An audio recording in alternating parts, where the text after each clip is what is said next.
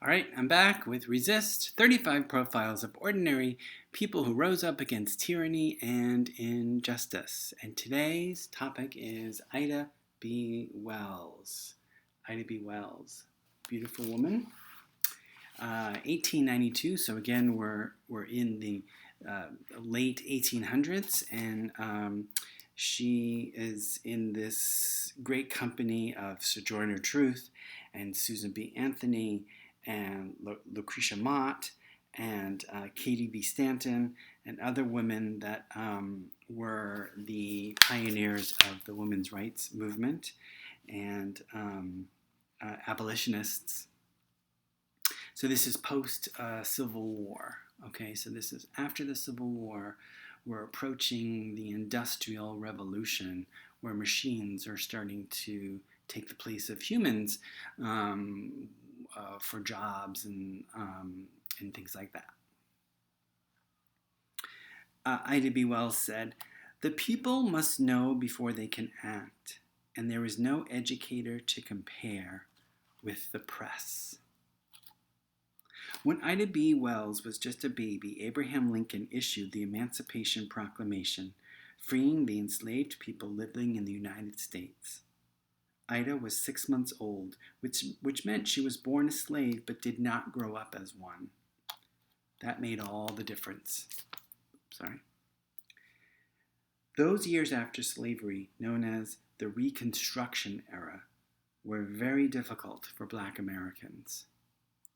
The South had fought, and many of its men had died, to protect the institution of slavery upon which its economy had been built. They had little practice in seeing Black people as fellow human beings, or equal human beings, with basic human rights, when just a short time ago, a white man could own a Black person and make him work on the farm much the same way one might own a farm animal like a horse or a cow. Though the law now forbade it, many white Southerners continued to treat Blacks like animals, right? And so we know this. Even just because a law has changed, it takes time for people to change their hearts and minds. So the Reconstruction era, post-Civil War, was really, really hard for people of color, Black people in the South. Many moved to the North to escape this unfair reality. Didn't necessarily find it 100% better in the North, but better and more welcoming for sure. When she was a young school teacher in Memphis, Ida experienced the brutality of the Reconstruction era firsthand. She was riding in the ladies' car of a train when a white conductor insisted she give up her seat she had paid for. She refused. She had purchased a first-class ticket for the ladies' car and did not want to ride in the crowded smoking car at the back of the train. The conductor and two other white men dragged her from the train. It was violent, and it was wrong. Ida refused to accept the discriminatory treatment. She wrote about her ordeal in The Living Way, a Black church weekly newspaper. Her article was read all through the city of Memphis and beyond. People of all colors agreed that the way Ida had been treated was not right. She brought a lawsuit against the railroad, and she won. Although a higher court would later overturn the case against the railway company, Ida learned a lesson that she would carry with her for the rest of her life. When she wrote the truth, the who, what, where, when, and how of a situation, justice was within her grasp. More, there was no judge or jury who could overturn her writing. So she then decided to become a journalist. There were harder days ahead. Ida's friend, Thomas Moss, opened a grocery store in a Black neighborhood. White business owners did not want the competition. A white mob stormed Thomas's store. Thomas and two other black men were arrested and later murdered. Ida was heartbroken. She wrote about it in her newspaper, The Free Speech and Headlight. Her words, the truth, made the white Southern community very afraid. They set the newspaper's office on fire and made threats on Ida's life. Evil thrives in silence. Ida B. Wells refused to be silent. She kept writing and she kept investigating. The road got rougher ahead. Ida began to make a connection between the violent murders of black men and women and the rise in black-owned businesses. She was one of the first journalists to declare that lynching, the murder of blacks without a trial or proper legal redress, was about both race and money.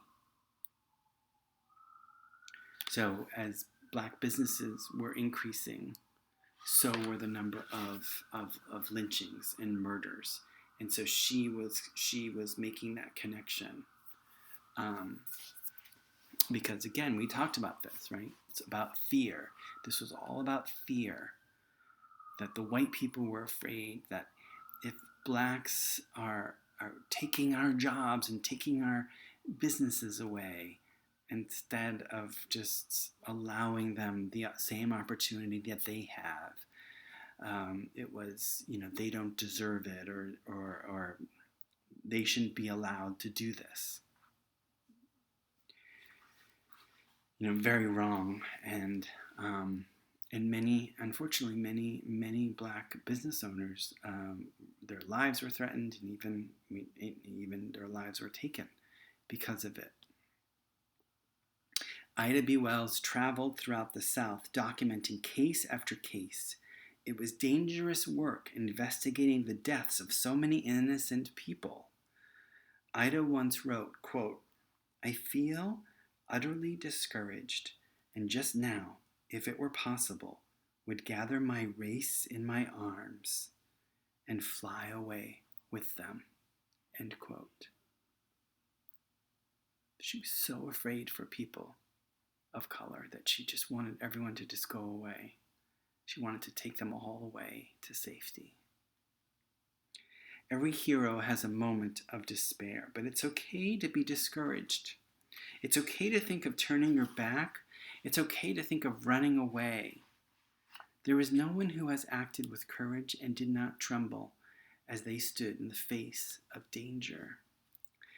Ida had that thought and let it pass. She continued to travel, to document, to write, to dig in an effort to uncover the truth. Reporters have the ability to connect the dots between events, to prove truths that we might not normally see in our everyday lives. When they write about what they've witnessed and draw those connections, there can be a mighty reaction. Ida's report, quote, "Southern horrors, lynch law in all its phases, outraged white Southerners who did not want the world to know how many black people, some of them just children, had been killed in the shadows, where the rage of racism operated without censure, without judgment, without punishment. There was no recourse for these murders. It was just the way things were. But it also brought lynching to the attention of readers nationwide who organized against this brutal practice. Ida's gift to us is the reminder that our words matter. Injustice is weakened the minute you bear witness to it by writing it down. As Ida herself said, the way to right wrongs is to turn the light of truth upon them. So this lesson reminds me of how injustice thrives in silence. When we speak and write our truth, things change. So in your writing journal today, I want you to think about Ida, and I want you to think about your life today, and what are some things that you would like to change? What are some things that you think are unjust? Anything, no judgment from me. Just write down, it can be a bulleted list, but what are some things that you think are just, they're wrong and they should be changed, and you think that, and why? Why do you think that? Okay, so that's your lesson for today. All right. Next time I see you, we're going to shift a little bit and into a different country, and we're going to talk about Gandhi. An amazing man. All right, so until next time.